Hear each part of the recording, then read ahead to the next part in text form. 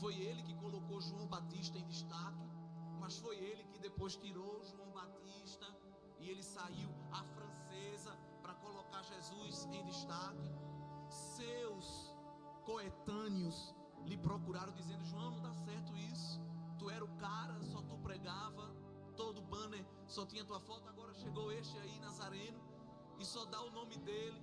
E João disse: eu passei a vida toda dizendo a vocês que eu estava apenas preparando o caminho e que ia vir um maior do que eu. Eu falei o tempo todinho. Que dificuldade para vocês entenderem isso. Ele está crescendo, eu quero que ele cresça mais e que eu diminua, porque eu só vim desamarrar a sandália dele. Eu só sou o trator que aplana a estrada para ele vir. Ele é poderoso, ele é maior do que eu. Isso é evangelho. O tema da cristologia, que é da pessoa de Cristo. Por isso que é importante a igreja estar sempre revisitando esse tema doutrinário da pessoa e da obra de Jesus, porque é a figura central da fé cristã. E se a gente não tiver cuidado, tem coisas que a gente canta aí, tem coisas que são pregadas aí, que distorcem a pessoa ou a obra de Jesus. Então a gente tem que estar sempre voltando às escrituras para lá encontrar o modelo correto. E aqui em Filipenses 2, do verso 5 até o verso 11, nós temos uma música, um hino primitivo. Alguns hinos da igreja do primeiro século foram registradas pelo apóstolo Paulo nas cartas que ele escreveu. Ali em Efésios capítulo 1 nós temos um hino, em Romanos 11, em Colossenses 1, em Efésios 5 nós temos um versículo que remonta a um trecho musical. Então Paulo estava sempre pegando trechos doxológicos, trechos de adoração e colocando nas cartas, motivando a igreja a cantar. Quando a gente pega tantos louvores da igreja dita primitiva e a pregação, a gente vai observar que eles rondam sempre no mesmo tema, que é morte e ressurreição de Jesus. Eles não pregavam nem cantavam outra coisa. Quando nós pegamos as pregações de Estevão, de Pedro, de Paulo, em Atos, só em Atos, todas as pregações deles circulavam em torno morte e ressurreição de Jesus. A igreja cresceu só com esse ensino, só com esse alimento, esse arroz com feijão. E quando ia cantar, cantava de Jesus. Veja que coisa, né? Não cantava de anjo, não cantava de querubim e nem de qualquer outra coisa que a gente gosta de cantar às vezes. Pessoa de Cristo. E isso foi suficiente para fortalecer a igreja e fazer ela ter condição de suportar a perseguição, as provações e ser aprovada em Deus, não é? E aqui em Filipenses 2, do verso 5 ao 11, nós temos a biografia de Jesus resumida. Os 3 estágios que nós podemos conhecer da pessoa de Cristo. Nós temos aqui o estado pré-existente, o estado pré-eterno, ou antes da eternidade, se é que existe isso, porque nós temos aqui nos versículos iniciais 5 e 6, o apóstolo Paulo nos mostrando que Jesus, ele sendo em forma de Deus, verso 6, não teve por usurpação, por vanglória, por orgulho ser igual a Deus. Então, se Deus é eterno e Jesus é Deus, forma de Deus, então no estado pré-existente ele sempre existiu. Jesus não foi criado, assim como o Pai, como o Espírito sempre existiu. Isso coaduna com um trecho inicial do Evangelho escrito por João, bem conhecido, João 1. No princípio era o verbo estava com Deus, o verbo era Deus. O verbo ali com V maiúsculo é Cristo, o Logos é eterno, a matéria-prima da criação. João diz que sem Cristo, sem Ele, nada do que foi feito se faria. Isso se confirma em Colossenses 1, quando Paulo diz que Ele é o primogênito da criação. E por Ele tudo se foi feito, e nele tudo se sustenta, e nele tudo se consumará. Combina com Romanos 11, quando Paulo diz que porque dele, por Ele, para Ele são todas as coisas. Então Ele cria, Ele sustenta e Ele consuma a criação. O mundo busca estudar as origens da criação, mas a Bíblia dá a resposta, não só das origens de quem criou, mas a Bíblia também ensina quem mantém, quem é o mantenedor do universo e quem também vai concluir, porque Deus ainda está operando a criação, porque ela foi borrada, distorcida, obstacularizada pelo pecado. Então ela vai ser refeita, reorganizada, e isso vai ser feito através do Filho. No versículo 7, 8, nós vamos ver o estado encarnado de Jesus. Jesus sempre foi Deus, mas nem sempre foi homem, se tornou homem. Era necessário tomar a forma de homem. E isso foi discutido com o Pai e com o Espírito na eternidade. Porque na presciência de Deus ele sabia que o homem, ele permitiu. Se o homem não tivesse pecado, o plano da redenção também não ia entrar em cena. Então, aparentemente, a queda, o pecado foi algo ruim, claro, mas possibilitou a revelação do plano mais lindo de Deus, que não era uma espécie de plano B, porque Deus não foi surpreendido pelo homem, sempre foi o plano original de Deus. Vamos criar o homem à nossa imagem e semelhança, vamos colocar nele a nossa impressão moral e ética, mas devido à rebeldia de Satanás e alguns adeptos, o pecado vai seduzir o coração deles, e a gente não pode deixar como está. E nesta conversa eterna, o Pai pergunta: quem se disponibiliza aí? E nós vamos observar que não é o Pai, Deus Pai, que diz a Jesus: você vai ter que ir lá. O Filho mesmo é que toma a iniciativa. Jesus, ele mostra nos evangelhos que ninguém ia tirar a sua vida se ele mesmo não a desse. O texto bíblico diz que ele entregou-se a si mesmo. Não foi ninguém que entregou Jesus. Jesus tomou a iniciativa e disse ao Pai: eu resolvo a bronca, conte comigo. Agora eu quero deixar também com o Senhor algo aqui ajustado, porque quando eu aparecer encarnado e o povo começar a interagir comigo, vai gerar um vínculo de ligação muito forte. E depois como é que eu volto? Eles vão ficar com sentimento de orfandade, porque o pai tinha dito ao filho: tá bem, você vai, mas você não vai ficar lá. Você vai, cumpre a tarefa, quando concluir eu lhe trago de volta. Porque você para ir vai ter que se despojar da glória, mas você não vai ficar despojado dela para sempre. Eu vou devolver, eu vou ressarcir, eu vou lhe devolver essa glória que você vai abrir mão. Pois é, mas haverá um vínculo. E como é que vai ficar essa questão do vínculo? A gente vai quebrar abruptamente? Então, Pai, eu vou, faço a obra e volto, mas eu quero um igual a mim lá. Eu quero um substituto da mesma natureza para ficar com o povo. E este outro é o Paráclitos, o Consolador, que não podia ser anjo, porque anjo já é inferior. E o filho disse ao pai: eu quero um igual. Então só podia ser a terceira pessoa, que era o Espírito Santo de Deus, que foi derramado para, neste intervalo entre a primeira e a segunda vinda de Cristo, suprir esta ausência corpórea de Jesus.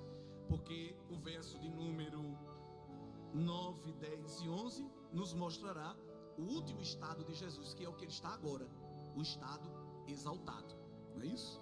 Jesus se tornou homem e nunca mais deixou de ser. Isso aqui é doutrina bíblica pura e sem mistura. E é muito bom porque nessa manhã de estudo bíblico dá para a gente trabalhar essas questões que geralmente a gente às vezes deixa até passar. Jesus se tornou homem, nunca mais deixou de ser. Já nos primeiros anos da igreja, algumas heresias quiseram distorcer este ensino bíblico. Haviam correntes que diziam que Jesus só era Deus, não era homem. Outras correntes diziam que ele era homem, mas não tinha nada de Deus. Outras diziam que ele era uma espécie de semideus.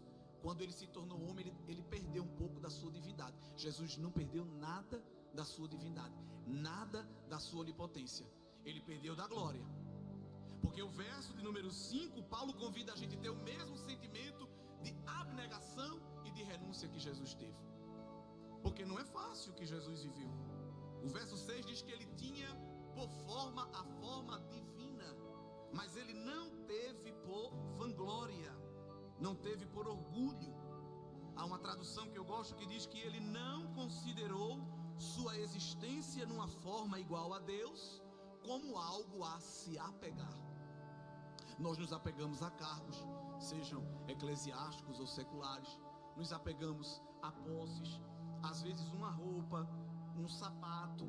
A gente tem dificuldade até às vezes de doar para um irmão mais necessitado. A gente só quer doar quando o sapato já está aberto, quando a roupa está rasgada. A gente diz: vou doar para alguém. Não, se não serve para você, não serve para outra pessoa. Nós somos apegados demais, não é? A títulos, a posições, a honrarias, e ficamos com os nossos queixumes, com as nossas chorumelas pelo canto, quando nós perdemos uma posição, saímos do primeiro banco para o terceiro, saímos da ponta para o meio, como se a vida cristã fosse um jogo de futebol, que se eu estou no banco de reserva eu fico tristinho com o treinador, porque ele me substituiu, não é? E o reino dos céus, ele promove justamente isso.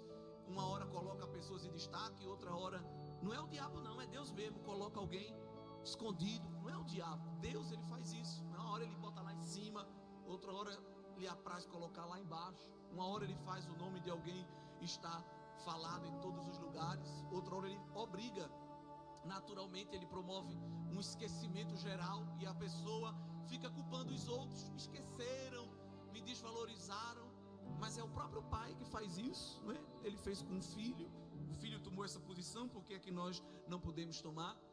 Foi ele que colocou João Batista em destaque, mas foi ele que depois tirou João Batista e ele saiu à francesa para colocar Jesus em destaque. Seus coetâneos lhe procuraram dizendo: João, não dá certo isso, tu era o cara, só tu pregava, todo banner só tinha tua foto, agora chegou este aí, Nazareno, e só dá o nome dele.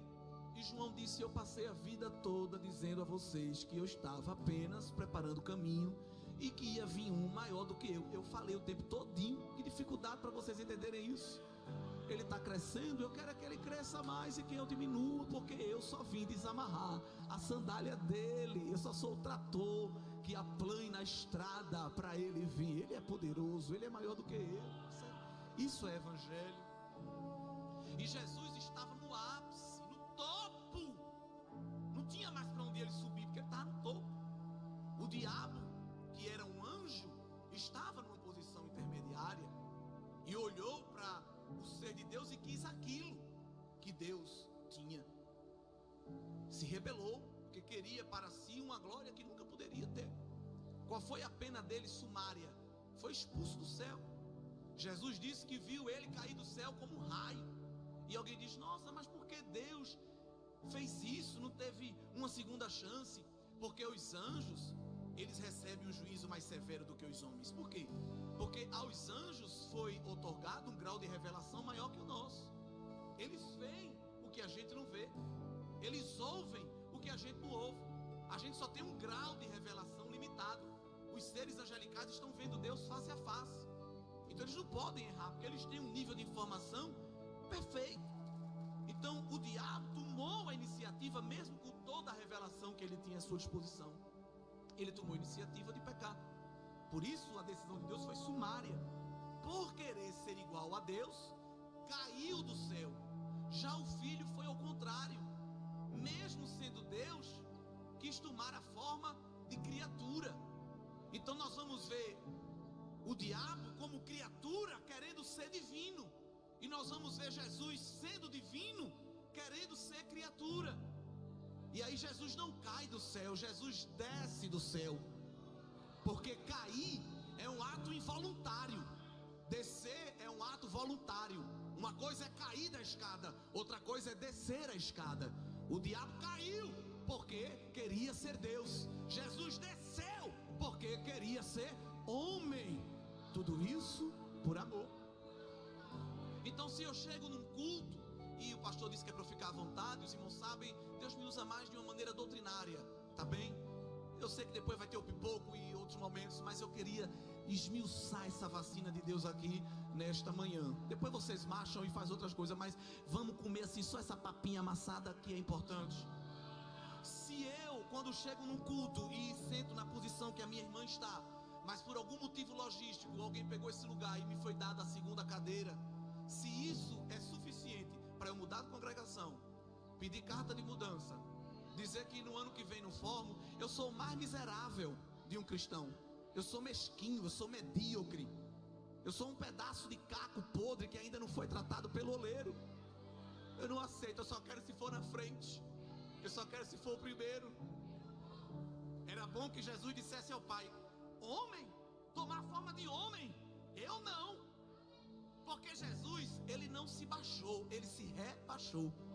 Porque se Jesus tomasse a forma de anjo, ele já estava descendo de nível.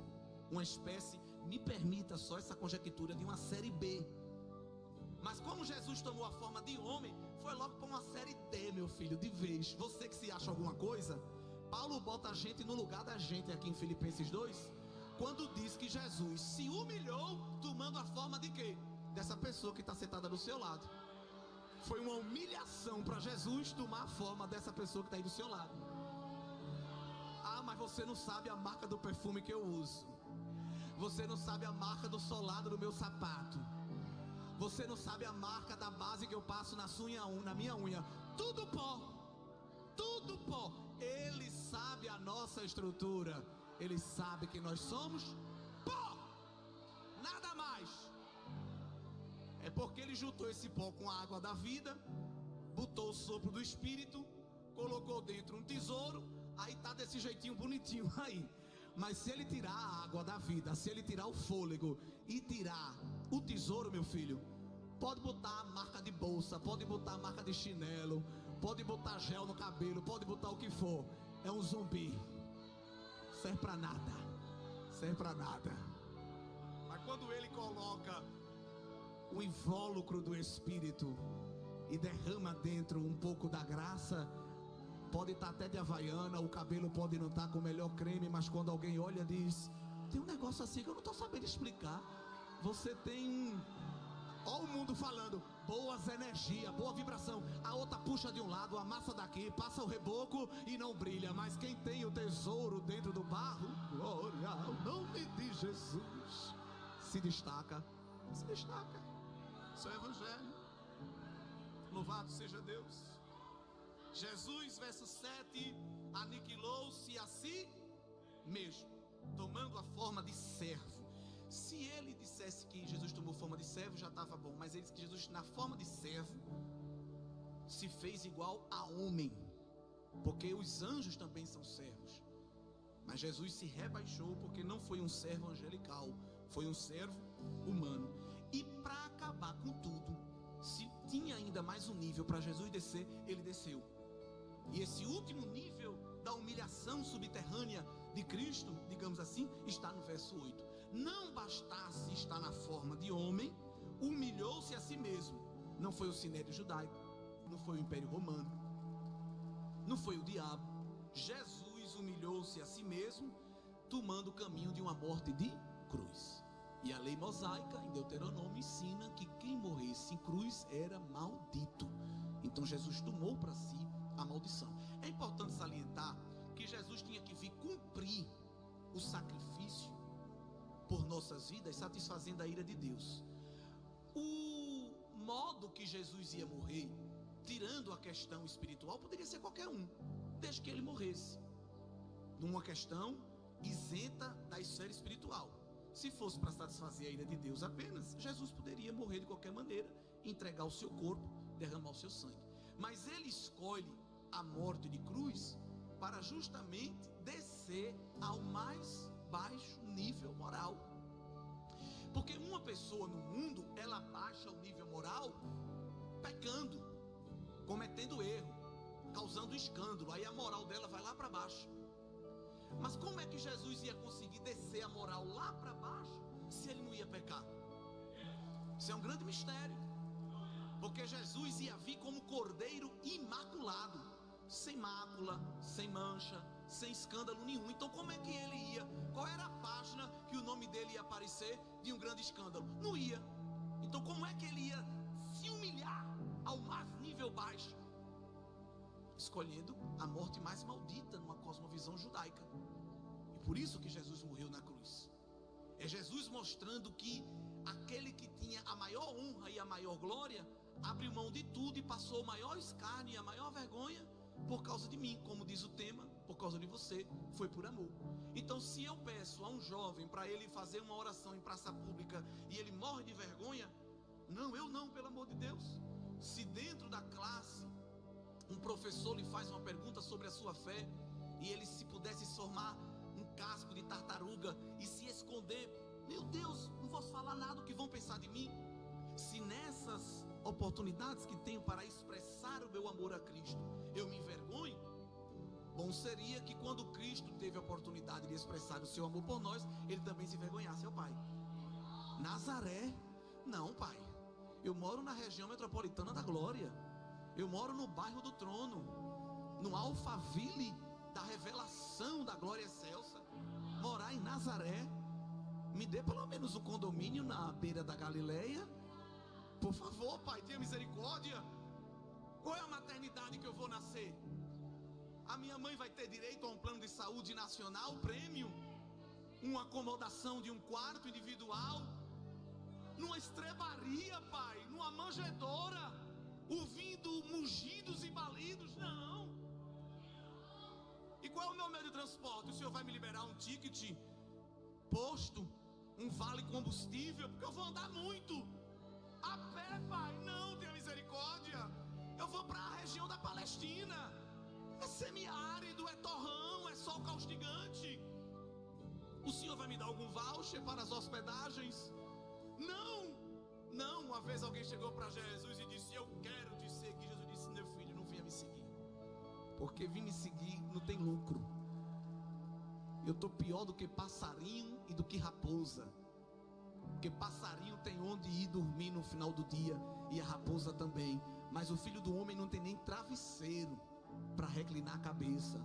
Não venha me seguir procurando mudar de vida, realizar o sonho da casa própria, trocar de carro, que eu não tenho isso para lhe oferecer, não. O que eu tenho para lhe oferecer é cruz, é lágrima, é choro, mas lá no final há uma coroa. Aleluia. Jesus nunca iludiu ninguém com falsas expectativas. Nunca.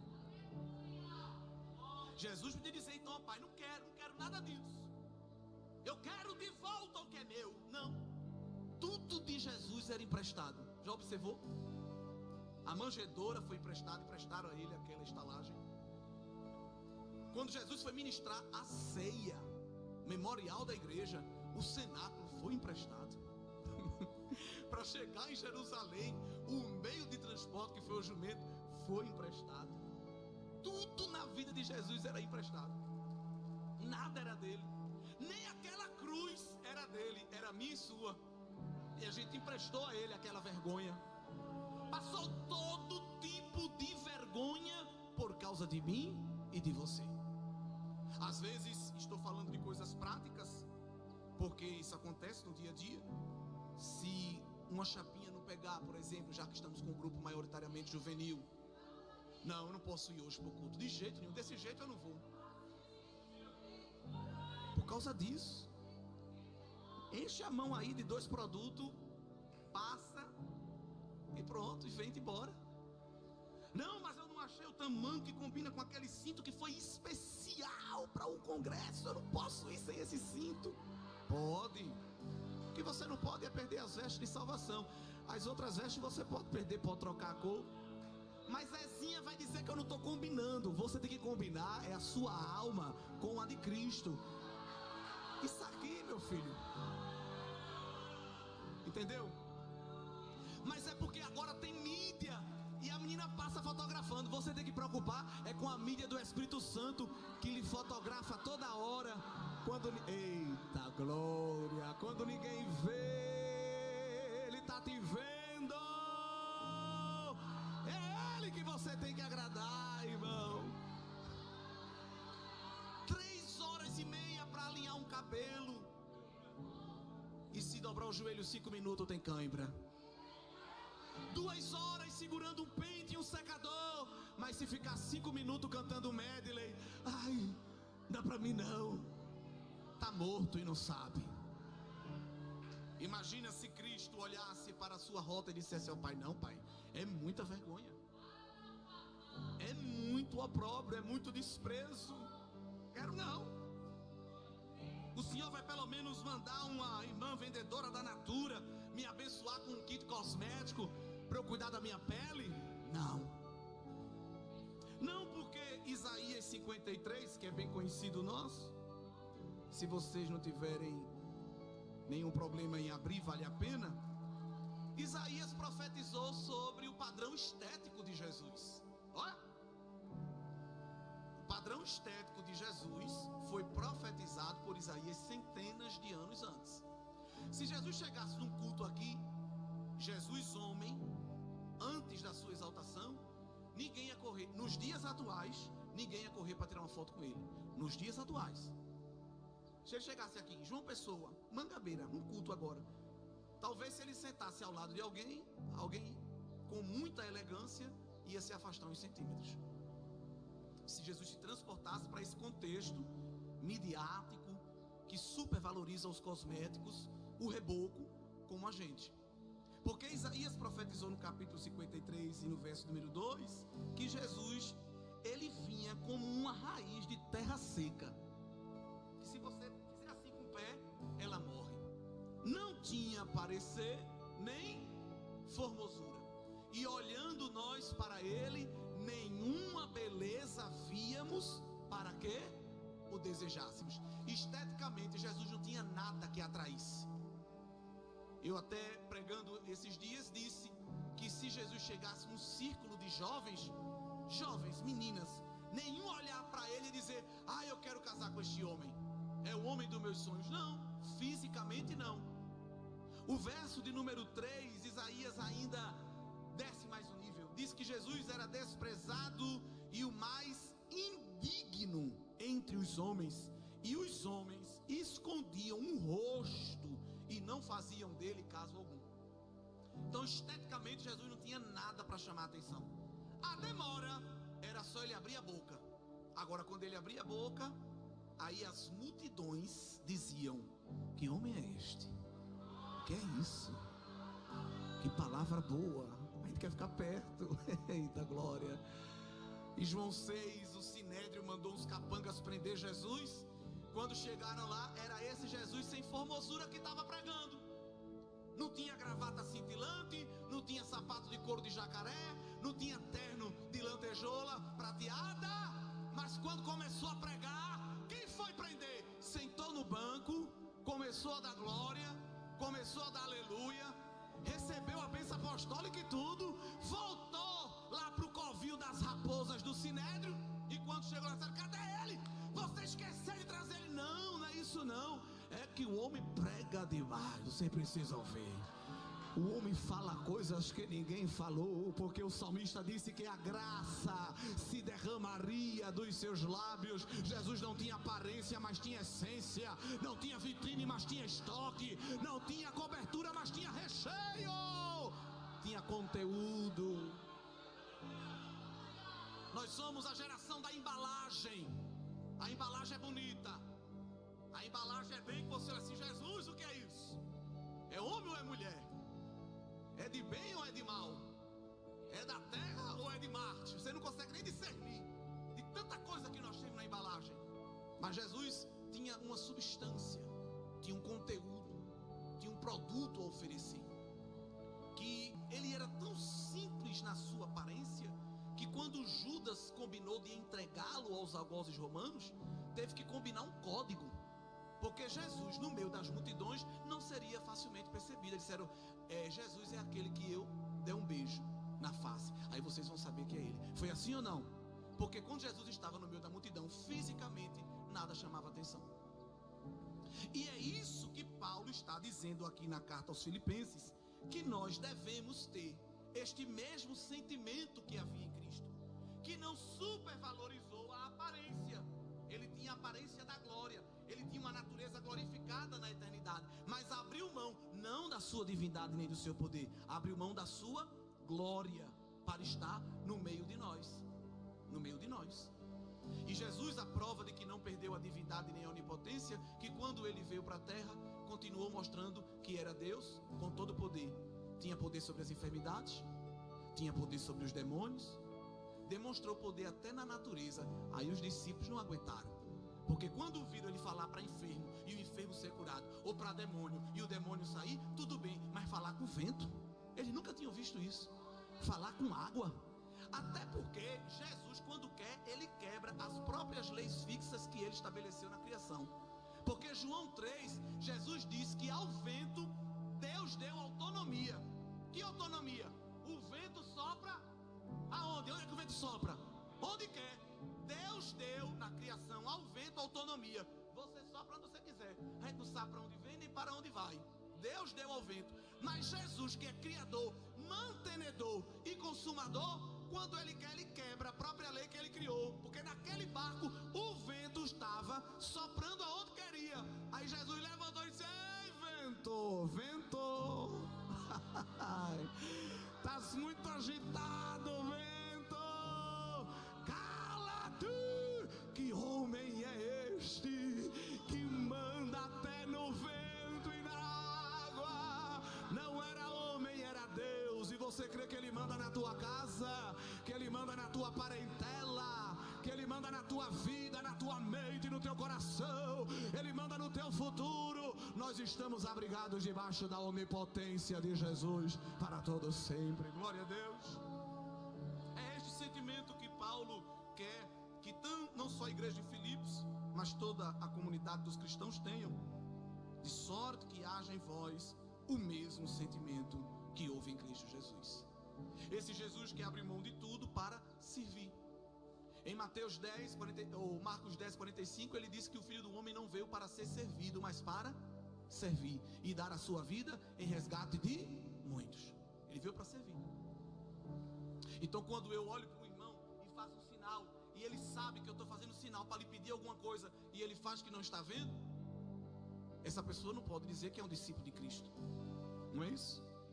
Ou quando eu convido alguém para fazer um trabalho: meu irmão, você pode trabalhar, você pode participar semana que vem do evento assim, se vir a igreja. Não, irmão, não posso que eu vou adoecer. Ou então, não, irmão, não posso porque vai chover. Vira logo meteorologista.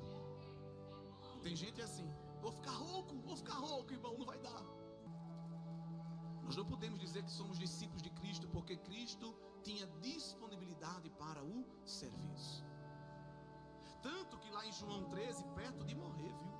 Inclusive, vocês leem Bíblia, só estou relembrando, não estou ensinando as coisas aqui essa manhã. Se tem uma coisa que Jesus fez perto de morrer, foi trabalhar.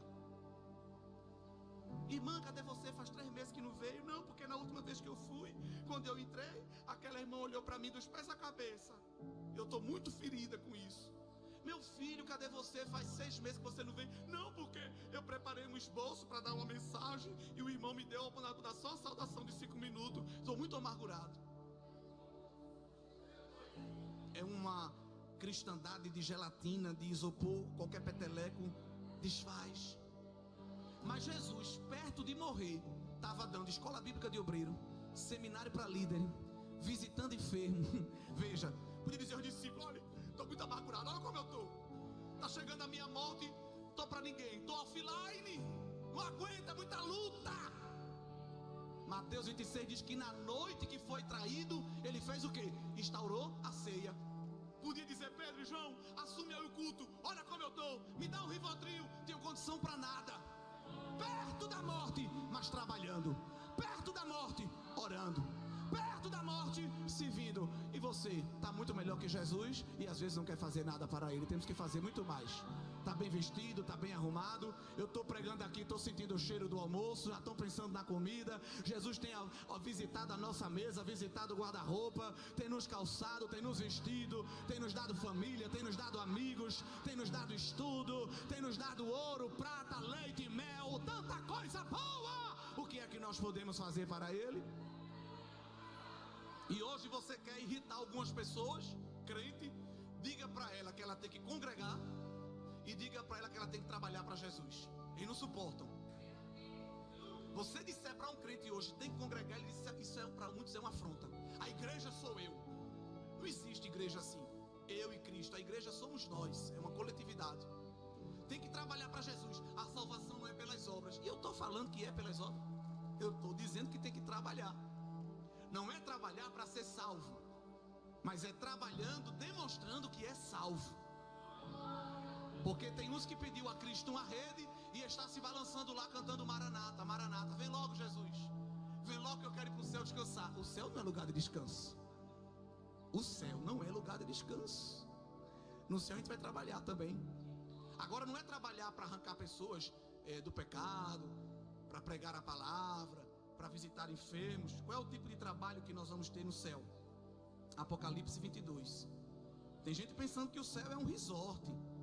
para ficar lá no rio lento, andando numa boia. E aí, Abraão, valeu a pena esperar, não foi? Não, se você quiser isso, falar para Coqueirinho e Jacumãs, para que você tenha Porto e Galinhas. Mas o céu é lugar de trabalho. Apocalipse, capítulo de número 22. Será que tem alguém que pode ler? Versículo 3. Eu estou à vontade, viu? O pastor disse que era para ficar.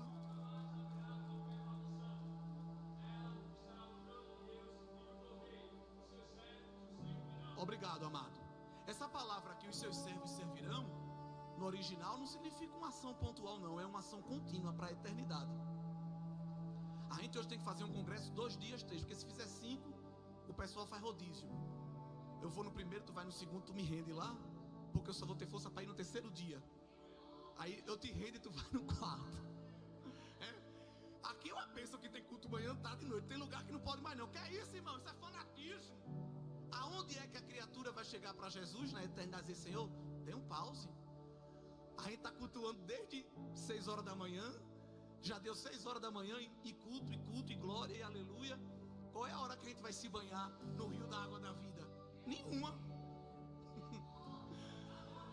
Porque os seus servos o servirão. O negócio é tão sério que Jesus sabe, e Deus, que a igreja ainda está se acostumando a esse patamar, porque Ele quer mesmo é a adoração da igreja. Mas tem irmão que morre até 11h30, ele está decidindo se vive ou morre ainda. 11h30 da manhã, tem gente que ainda está decidindo, se levanta do coma, da preguiça, aparece lá pelas 3 horas da tarde, botando defeito em tudo e em todos. Vai cair para o céu, ficar com Jesus. Como? Se quando nós chegarmos lá, nós vamos perceber que pelo menos há 4 seres ao redor do trono, cantando ininterruptamente: Santo, Santo, Santo, Santo, Santo, Santo. Não cansam de adorar, porque foram feitos para isso. E Deus também levará a igreja para se juntar com eles, para viver este serviço de adoração ininterrupto. Mas quando esteve na terra, Jesus fez o quê? Trabalhou, serviu. E Jesus encarnado é sinônimo de serviço. Jesus não mandava representante, ele sempre ia pessoalmente. E Jesus tinha representante, tinha 12, depois tinha 70. Se tinha uma coisa que Jesus podia fazer, é mandar representante e ficar só no quartel-general. Eu vou ficar aqui só esperando a cruz. Mas Jesus ia. Quando Jesus não ia, alguém vinha até ele. Ele não tinha descanso. Uma vez os discípulos arrumaram uma espécie de hospedagem, uma hotelaria, e disse: a gente conseguiu hoje juntar um dinheiro, hoje o senhor vai ter um dia de descanso, um day use aqui, só para relaxar. Quem foi que chegou lá? Viajante lá de terras gentias, a mulher Ciro-fenícia. Jesus está aí hospedado, né? Misericórdia, tá, mas não está para ninguém não, mas eu quero falar com ele. Jesus poderia dizer aos seguranças, discípulos: enxota ela, manda ela embora. Mas ele é servo, com S maiúsculo. Foi atender a mulher: diga, minha filha, o que você deseja? Eu vim pedir uma bênção. Olha só, nem no dia de folga. Eu vim pedir um milagre, porque eu deixei, um evangelista disse que era uma filha, outro disse que era uma criada. Eu deixei alguém em casa que está com uma enfermidade muito séria. Eu preciso de um milagre. Jesus disse: tem milagre para você não, minha filha. Uma resposta negativa. O que foi que a mulher fez? Correu para o Procon, disse que ia botar Jesus na pequena causa, fez um story para dizer: olha aqui o que ele acabou de falar para mim. Não, continuou insistindo: mas eu preciso de uma bênção. Eu preciso de uma bênção que só o Senhor pode dar. Olha, eu vi aí no Instagram os rios, o Senhor operando aí nas comunidades, e eu vi porque eu creio que Tu és Senhor. Olha, era de outra religião, era de outro país, mas estava dando um show da fé ali. Eu vim porque eu creio que Tu tem poder para fazer. Jesus vem com a segunda palavra muito forte e diz: mulher, eu não vim senão para as ovelhas de Israel, eu não posso te dar nada. Silenciou. A mulher não aguentou, irmão. Se fosse outro, botava o dedo na cara, dava uma bofetada, empurrava: você não presta para nada. A mulher pediu, Jesus disse não. Pediu, Jesus disse não. O evangelista diz que ela vai e se prostra. se rende no chão. Tem gente que só se prostra se receber a bênção. Ela antes da bênção já estava adorando. Senhor, tem misericórdia, me dá uma bênção. Aí Jesus, com aquela terceira petição, ao invés de afrouxar, arrocha ainda mais o nó de mulher. Eu não posso pegar pão da mesa e dar para cachorro. Isso era um contexto teológico. Mas se fosse hoje, cachorro é você, não sei o que mais lá. Mas a mulher entrou na metáfora de Jesus e disse: eu sei o meu lugar. Eu sei que eu sou cão, porque eu sou de outra nação e de outra fé. Mas o Senhor está se esquecendo que até do que cai da mesa o cachorro come. Eu preciso de uma bênção. Eu preciso de uma bênção. Para os discípulos, Jesus disse: homens de pequena fé. Para os discípulos, Jesus disse: homens que não têm fé. Mas para a mulher pagã, Jesus disse: mulher, grande é a tua fé. Vai, leva a bênção, leva. Faça-se feito conforme a tua vontade. Sempre trabalhando. Perto de morrer, lá em João 13, nós vamos ter um dos episódios mais lindos de trabalho para Cristo deixar impresso na mente dos discípulos da igreja. Lá em João 13, nós sabemos que antes da refeição, eles tinham, os judeus, um ritual de purificação. E Jesus vai levantar-se da ceia e vai fazer agora este ato de purificação, que geralmente era feito anteriormente, mas aqui ele queria deixar uma lição. E é dito que as mesas, os irmãos sabem, quem sentava na ponta eram os mais afastados e no meio eram os mais próximos. E quem estava na ponta deveria tomar essa iniciativa de fazer o trabalho. Ninguém tomou a iniciativa, ficou um olhando para a cara do outro. Até que Jesus vai, cinge-se com a toalha, pega a bandeja e vai lavar os pés justamente de quem? Quem é que ele escolhe para ser o primeiro? Pedro, João 13. E quando alguém não quer fazer, quando vê outra pessoa que tem uma certa posição iniciar, aí quer dar uma de humilde, como Pedro fez. Não precisa o senhor não, me dê, deixa que eu lavo. Pois se era para você fazer, porque não tinha iniciado, não é? Não quer fazer, mas quando vê quem não era para fazer, aí diz: não estou aqui para lhe servir, eu estou aqui para carregar a sua mala, estou aqui para lamber a sola do seu pé. Não, se é servo disponível, não espera ninguém pedir para fazer. Você quer ver quem é servo mesmo? É fazer sem ser solicitado. Porque tem gente que só faz quando é solicitado para ganhar as honrarias, os créditos. Muito obrigado porque você fez. Fique de pé, queremos agradecer. Olhem todos aí a pessoa que fez. Jesus trabalha ao contrário com os seus servos. Ele quer gente trabalhando muito para ele sem ser visto, sem ser anunciado. Eu sei que essa é a nossa cultura, né? Estamos aqui orando. Olha, acabei de fazer um jejum. Estou aqui expulsando esse demônio. É a nossa cultura hoje. Mas a cultura do reino é diferente da cultura da terra. A cultura do reino continua dizendo que uma mão não deve saber o que a outra deu. E Jesus toma a iniciativa para ensinar os discípulos que quem serve a Jesus tem que ter posição de servo. Quanto mais degraus hierárquicos eclesiásticos subir, deve continuar como servo. Aí Pedro não quis iniciar. Quando Jesus vai fazer com ele o roteiro, ele diz: não, pai, não precisa, eu faço contigo. Jesus diz: não, se você não deixar eu lhe lavar, você não tem parte comigo. E Pedro, sempre exagerado, diz: então me lava logo, joga essa bacia na minha cabeça, me dá um banho completo. Não, também não precisa disso tudo não, viu? Porque Jesus não está atrás dessas declarações de amor exageradas e sensacionalistas. Jesus não está atrás de teatro. Não, eu só vou lavar mesmo o pé, tá bom demais. Só para você saber que o homem que me segue precisa continuamente estar purificado, perto de morrer e servindo, perto de morrer e trabalhando. Então a vida de Jesus foi uma constante entrega em favor dos outros. Aquele que estava acostumado a estar no trono, recebendo toda a adoração e recebendo todo o louvor. Agora, quando Jesus cumpre a tarefa completamente, quando ele sabe que o plano eterno que ele tinha com o Pai já estava concluído, Lá em João 17, ele faz uma oração, que é uma oração chamada de sacerdotal e muito ousada. Eu creio que só Jesus podia fazer esta oração. Não sei se tem alguém aqui que tem. Aqui tem muita gente boa, crente, homens e mulheres de Deus, mas eu não sei se tem alguém aqui essa manhã. Se tiver, pode até dizer: não, irmão, eu posso me encaixar aqui. Se tem condição de fazer esta oração que Jesus fez. Em João 17, verso 4, ele diz ao Pai: eu glorifiquei-te na terra, tendo concluído a obra que me deste a fazer. Agora, glorifica-me tu, ó Pai, junto de ti mesmo, com aquela glória que tinha contigo antes que o mundo existisse. Jesus está dizendo ao Pai: eu fiz o que eu combinei com o Senhor que eu faria. Agora eu quero que o Senhor faça a sua parte. É por isso que eu estou perguntando se tem alguém aqui essa manhã que tem condição de fazer essa oração para Deus. Eu quero de volta o que é meu. A gente gosta de cantar isso, né? Restitui.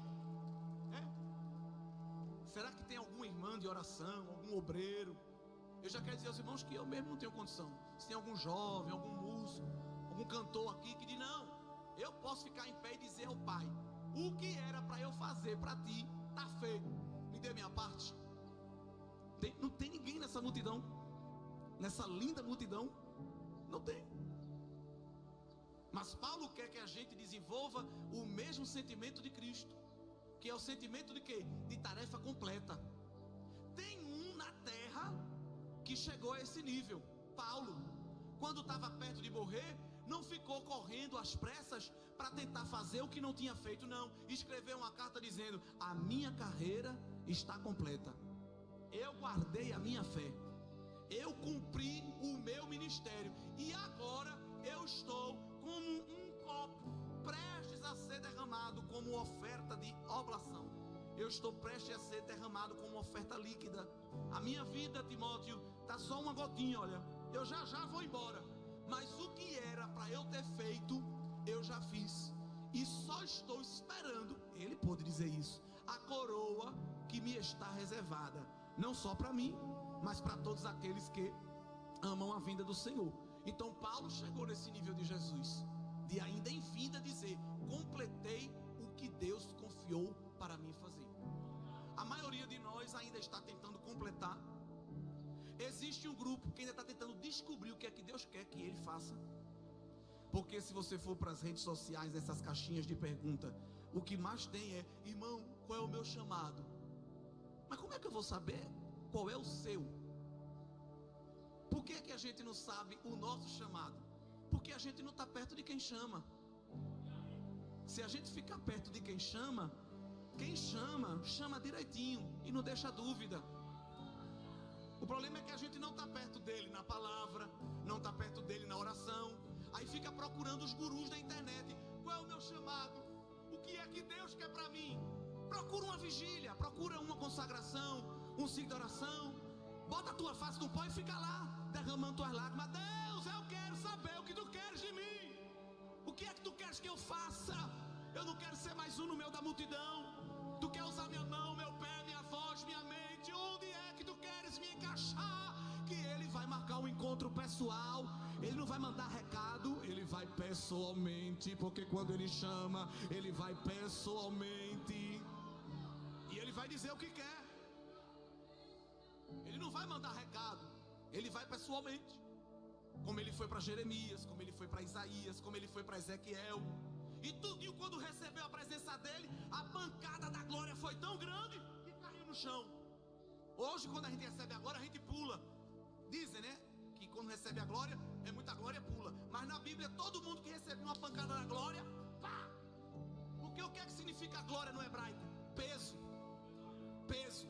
E a própria gravidade bota o peso para onde? A força peso vai para onde? Os físicos sabem, para baixo. Então quem é cheio da glória está mais embaixo do que em cima. Aprenda isso. Está humilde. Pai do Senhor, meu irmão. Pai do Senhor não, deixa eu ver se você é digno de receber. Eu estou orando muito. Irmão, você pode pregar naquela congregação: a Ali tem que atingir o nível de santidade ainda para poder entrar lá. Tem nada da glória de Deus. Porque quem recebe a pancada da glória de Deus se humilha. É uma pancada tão forte que esvazia a gente, deixa a gente todo quebrado, todo esmiuçado. Quando Ezequiel viu só o carro do trono andando, foi tanta glória que caiu. Aleluia. Aí o pai mandou o Espírito tocou nele, soprou nele e falou com ele: levanta, filho do homem, eu quero falar contigo. Fica caído não, você não viu nada ainda. E só foi o trailer. As temporadas vão começar. Tem muitos episódios da minha glória. Tu vai ver ainda o carro da glória de Deus andando por cima de Israel. Tu vai receber revelação apocalíptica. É tanta glória que tu parece que vai explodir. Vai nada. Jeová está só untando a forma. Glória. Ainda vai descer tanto azeite na tua cabeça. Tu tem 13, 14, 15 anos, Deus não está vendo isso não. Ele já está acendendo as labaredas da fornalha e está pegando esta massa informe e dizendo: vem para minha mão que eu vou começar a fortalecer tua estrutura. Vai vir peteleco, vai vir pontapé, vai vir soco, mas não vai te quebrar, porque a minha glória vai preencher. A minha glória vai capacitar as tuas fragilidades. Deus está nesta manhã renovando a estrutura. Está pegando adolescente e dando estrutura de ancião. Você sabia que Deus faz isso? Está pegando jovem e dando estrutura de homem velho. E o diabo está vendo o teu rosto ainda tenro, mas dentro de ti está um espírito forjado na palavra, na presença do El Shaddai. Vai vir prova, vai vir tentação, vai vir feitiçaria, disse-me disse, palavra de maldição, mas Jeová está dizendo: está blindada, está blindado, está forjado com a minha graça, está preenchido com a minha autoridade. Tome a sua proteína, tome o seu suco, coma a sua batata doce, mas sobretudo receba a vitamina da palavra, que te dará força contra a carne, contra o mundo e contra o diabo, para você poder cumprir o chamado de Deus na sua vida integralmente. Integralmente. Qual é o nível de serviço que estamos prestando para o Cordeiro de Deus? Qual o nível de comprometimento que nós estamos tendo com o Cordeiro de Deus? Aquele que se comprometeu completamente com a nossa vida. E por se comprometer, e por se dedicar, e por entregar a sua vida completamente em serviço, o Pai de fato deu a ele o que havia combinado na eternidade. Por isso que o terceiro estágio aqui de Filipenses 2, Paulo diz que após cumprir o seu sacrifício, no verso 9, Deus o exaltou soberanamente. Se Jesus se rebaixou ao mais último nível, o Pai lhe exaltou ao nível mais alto. A palavra exaltou soberanamente acontece só aqui no Novo Testamento. Na Bíblia toda não ocorre essa expressão com mais ninguém, só com Jesus, que significa lhe exaltou ao ponto máximo, que é o ponto de Deus. E nós vamos observar isso muito bem explicado, porque ao nome de Jesus se dará autoridade sobre todo o nome, para que línguas confessem e para que joelhos se dobrem.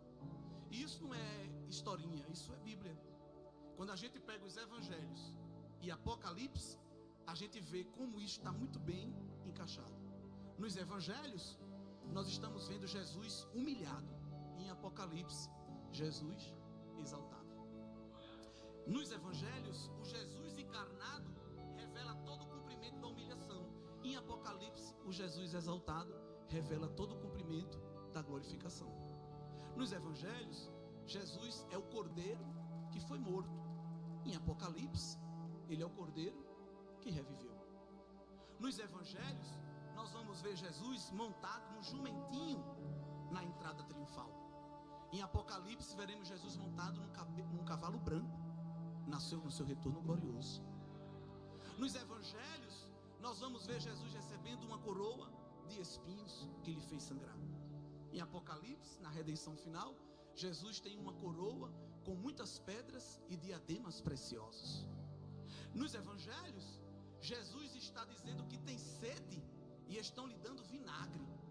Em Apocalipse, Jesus está convidando quem tem sede para beber da água da vida que ele dá. Nos evangelhos, nós vamos ver uma plaquinha satirizando Jesus, chamando ele de Rei dos Judeus. Em Apocalipse, na sua coxa está escrito que ele não só é Rei dos Judeus, é Rei dos Reis e Senhor dos Senhores. Lá nos evangelhos, Lucas 19 vai mostrar que nos olhos de Jesus tinha lágrimas. Em Apocalipse 21 é nos dito que ele, dos olhos de todos nós, enxugará toda lágrima. Lá nos evangelhos, nós vamos ver Jesus passando fome. Mas em Apocalipse, nós veremos Jesus dando aos salvos de comer dos frutos maravilhosos da árvore da vida. Nós vamos ver Jesus lá nos evangelhos levando chicotadas, mas em Apocalipse ele está com um cinto de ouro fino.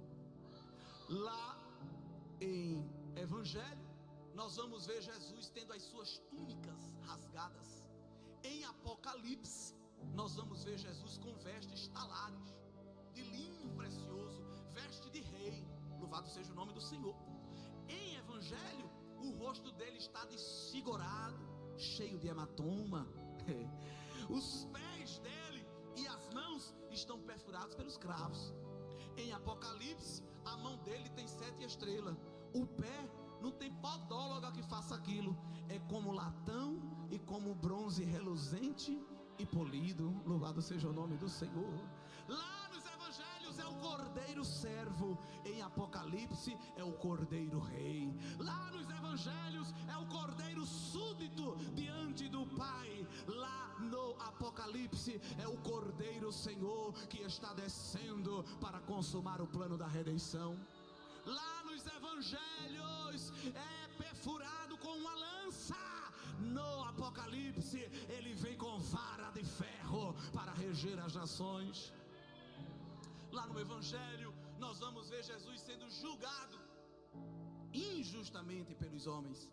No Apocalipse nós encontraremos Jesus descendo para julgar justamente todos os homens. Então, queridos irmãos, é esse Cristo que está em nosso meio, operando na vida da igreja. Jesus, como corpo glorificado, subiu ao céu e o corpo dele está guardado lá, mas não é guardado numa tumba. Pedro disse que Jesus subiu ao céu e está guardado com o Pai até que desça sobre nós tempos de refrigério.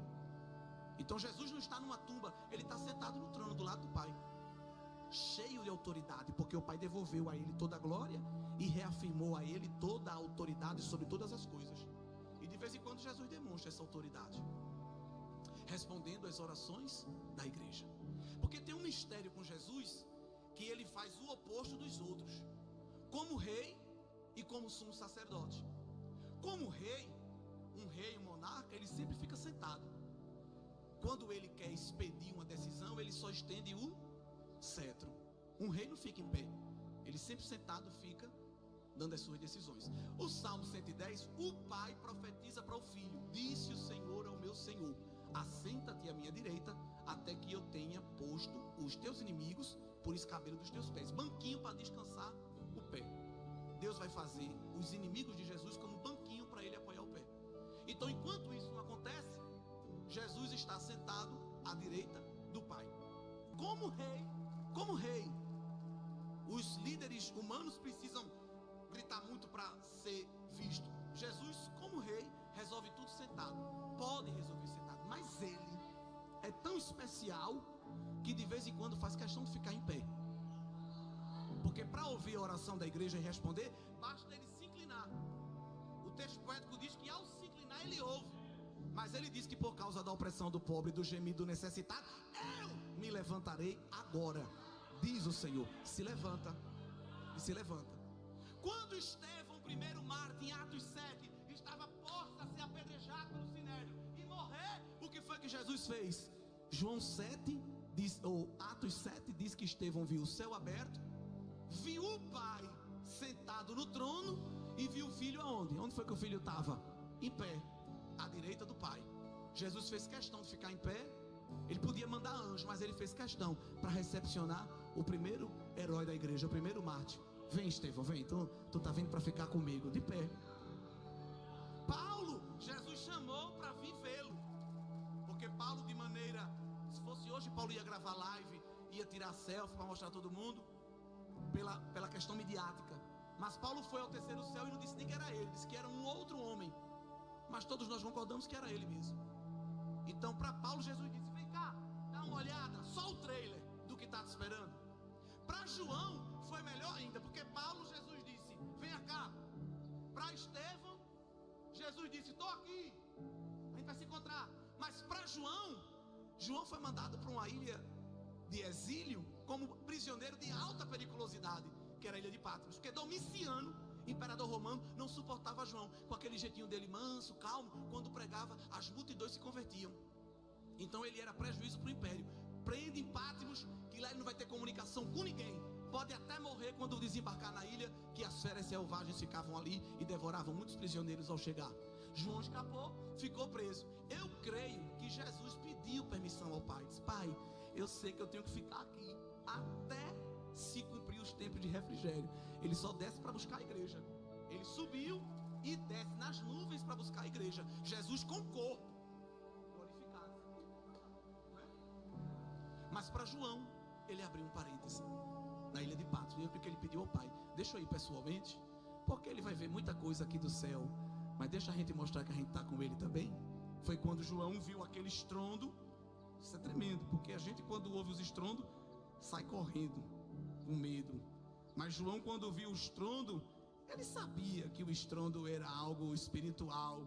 E lá em Apocalipse capítulo 1, versículo a partir do número 12, ele se virou e viu no meio dos castiçais um semelhante ao Filho do Homem, vestido até os pés de uma veste comprida, cingido pelo peito com cinto de ouro, a cabeça e os cabelos brancos como a lã, os olhos como chama de fogo, os pés semelhante a latão reluzente, como se tivesse saído da fornalha, a voz como o som de muitas águas, na mão 7 estrelas, na boca espada aguda, rosto como o sol. Quando viu, caiu prostrado. Jesus disse: tenha medo não, fique em pé, eu vim lhe visitar. Eu não preciso mostrar RG, nem passar no raio-x, nem dar gorjeta pra a gente.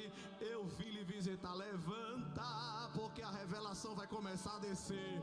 Escreve o que tu vai ver e sela, porque são palavras verdadeiras e fiéis. Louvado seja Deus. Então Jesus glorificado abriu essa exceção para ser visto por João na ilha de Patmos. E como rei, ele quebra essa exceção. É para ele estar sentado como rei, mas ele fica em pé. Agora, como sumo sacerdote, é o contrário, é para ficar em pé. Porque o sacerdote, diz o autor aos Hebreus, usando o ofício levítico, nunca se sentava, fazia o trabalho sempre em pé, porque o trabalho nunca estava concluído. Então o sacerdote levita trabalhava, quando terminava o seu turno, outro já chegava para lhe render, porque não podia ter pausa. Então eles trabalhavam sempre em pé.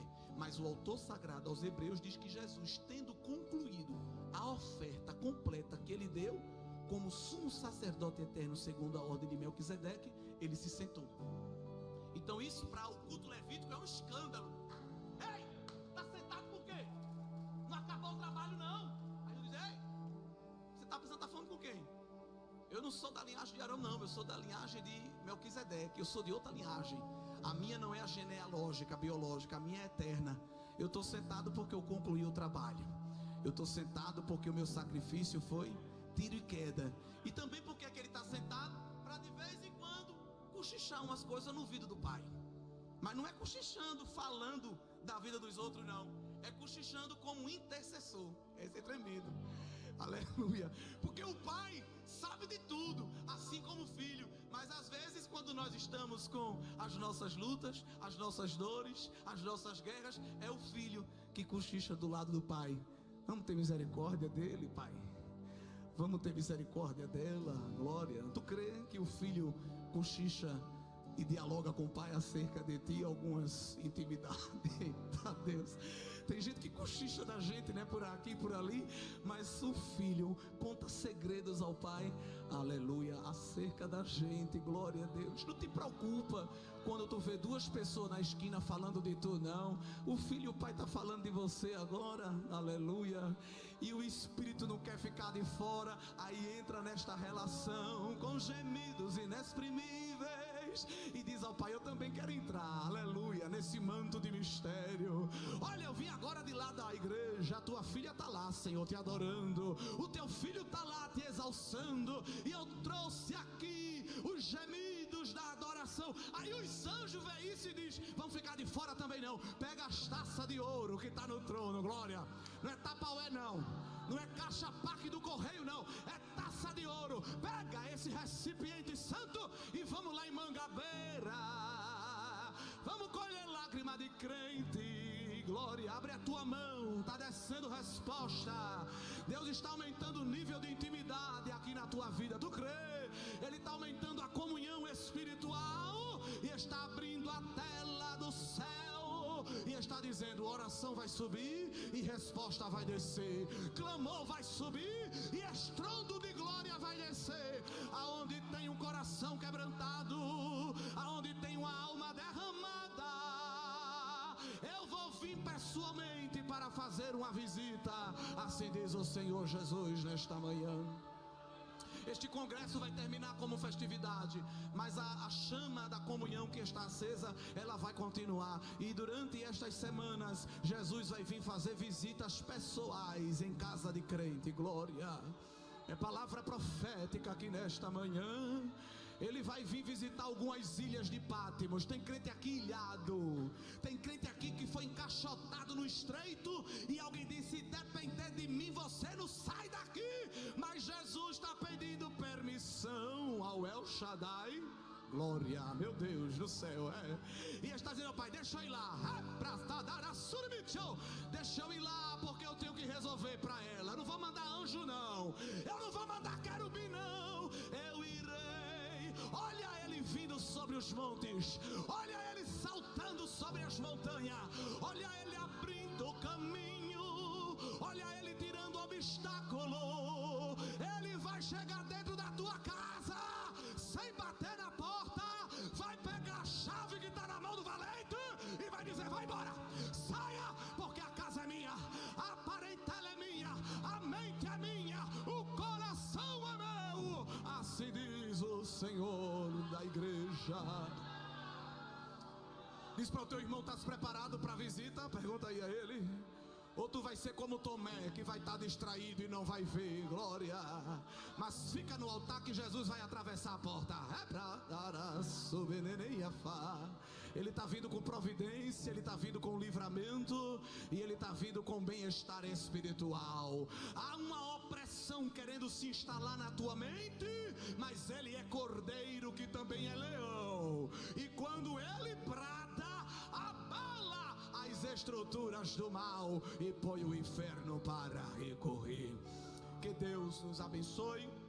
Com esta breve reflexão, relembro à igreja que nós precisamos mais do que nunca estar cantando e pregando que Jesus era Deus, se fez homem, mas foi exaltado sobre todo nome, e já com toda esta glória, com toda esta autoridade, ele vai abrir a atmosfera.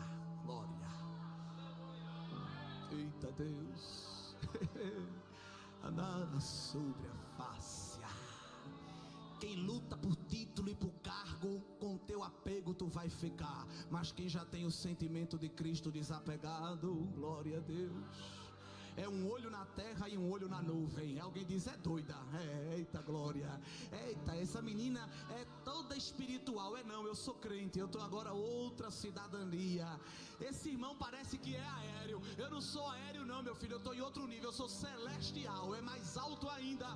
A minha vida está na mão do Cordeiro. Ele está tirando do teu coração apego material aqui nesta manhã. Você crê nisso? Tem crente aqui muito apegado a algo material, muito preocupado com a estética, preocupado com o futuro, preocupado com a casa própria, preocupado com esquemas, com moldes, com formas. Mas Jesus está esvaziando o nosso ego aqui esta manhã, está deixando a gente bem leve para a gente subir com facilidade. Glória a Deus. Curva a tua cabeça, fecha os teus olhos. Senhor Deus e Pai, a tua palavra foi pregada e não precisa de muita coisa para o Senhor operar. Nós cremos no Jesus ressuscitado. Nós cremos no Jesus glorificado. E se há crentes aqui que nunca tiveram experiência com Jesus glorificado, muda isso, Senhor. Marca encontro pessoal com crente nesses dias. Visita quartos, visita salas, visita repartições, desfaz reuniões secretas malignas contra nós, desfaz círculos de fofoca e de maledicência, setas apontadas, arapucas, pratos, ofertas de Jezabel e de Dalila, que está fazendo quase alguém cair. Mas nós te convidamos a bradar com o teu rugido, para levar para longe a ave de rapina, a raposa, a serpente. Senhor, na tua voz os laços são quebrados, na tua voz a sepultura é fechada, na tua voz a sepultura também é aberta.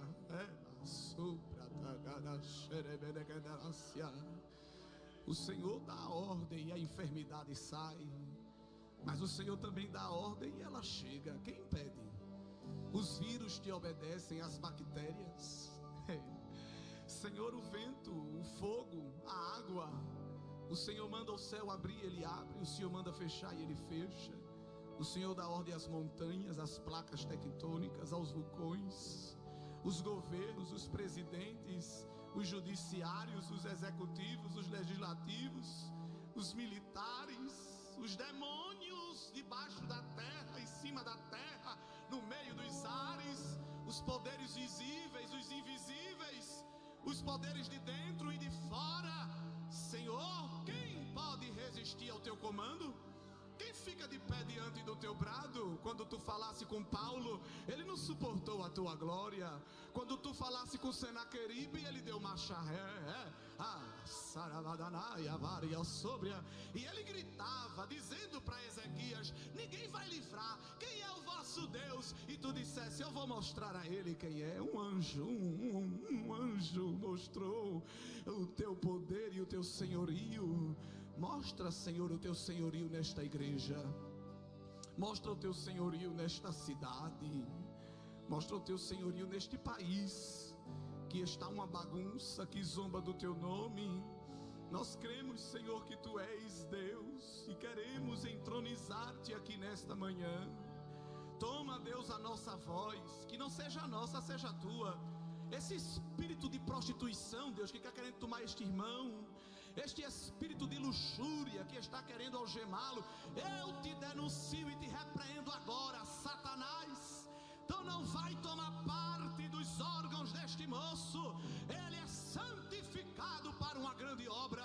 Recebe aí libertação. Tu estás vivendo uma opressão muito grande, não estás conseguindo vencer a carne, mas o Senhor está colocando uma brasa de fogo tão grande, eita glória, e está circulando para vagar sobre a dai, ele mandou sobre a dergiminitriafá. Está circulando fogo nas tuas veias, nas tuas artérias. Eita, hormônio descontrolado, Jesus está agora afugentando esse desejo desenfreado e está te revestindo de uma espiritualidade sadia, viu? Deus está falando, eu estou falando o que Ele está mandando, glória. Ei, concupiscência, os teus dias estão contados, porque o Cordeiro vem buscar a igreja e nos livrará da sedução do pecado. Espírito de incredulidade desta moça, que lhe impede de se envolver nos mistérios de Deus. O bisturi da palavra está te cortando agora. Laço maligno, a espada da palavra te desbarata, e Deus concede liberdade. Deus te dá leveza à tua alma. Recebe, porque Ele tem misericórdia de ti. Ele te abraça nesta tarde. Já é tarde, glória, mas o Senhor não tem relógio, aleluia. Ele está descendo uma brisa sobre a tua cabeça, cabeça quente, estressada, tão nervosismo, tanta coisa, mas há um rio cujas correntes alegram a cidade de Deus, e esse rio está refrigerando a tua mente. Olha a anestesia de Deus descendo sobre ti, afronta para todo lado, rasteiras querendo te derrubar, mas o Senhor está te escondendo na cidade forte que é Ele. Suba, entre na torre forte, se esconda na torre de vigia. Grande é a guerra, mas eu dou fim à guerra até o fim da terra, e mando alguém ficar quieto para saber que eu sou grande no teu viver. Dentro da tua casa alguém está te afrontando, te jogando de um lado para o outro, te desmerecendo, tirando até o teu direito, mas eu vou chegar lá também, glória. Eu vou fazer uma visita a alguém que está gritando contra a tua fé, e vou calar o grito do afrontador.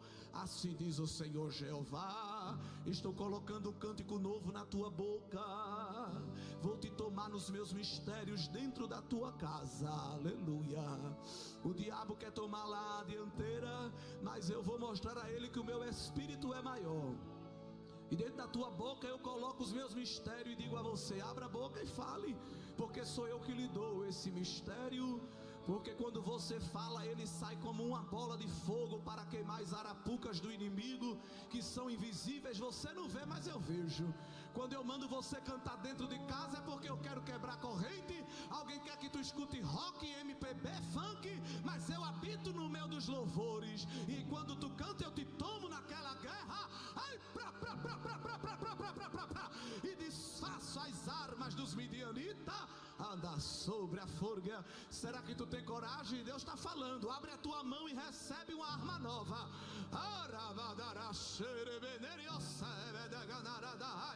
Eu estou colocando na tua mão e na tua mente uma estratégia de guerra. Quando alguém pensar que tu vai calar, eu vou te dar autoridade e vou mandar gritar. Quando alguém pensar que tu vai gritar, eu vou te anestesiar e vou dizer: se cale, porque quem vai falar sou eu. Mas eu estou te dando nesta noite, nesta tarde, uma autoridade sobrenatural. Recebe da minha parte, eu estou te dando, porque eu tenho um nome que é sobre todo nome. Alguém mostra a carteira, o crachá, mas tu vai mostrar é o sangue no umbral da porta, e o reprava sobre vai ter que bater em retirada. O Senhor está descendo aqui muralhas de fogo ao nosso redor, está blindando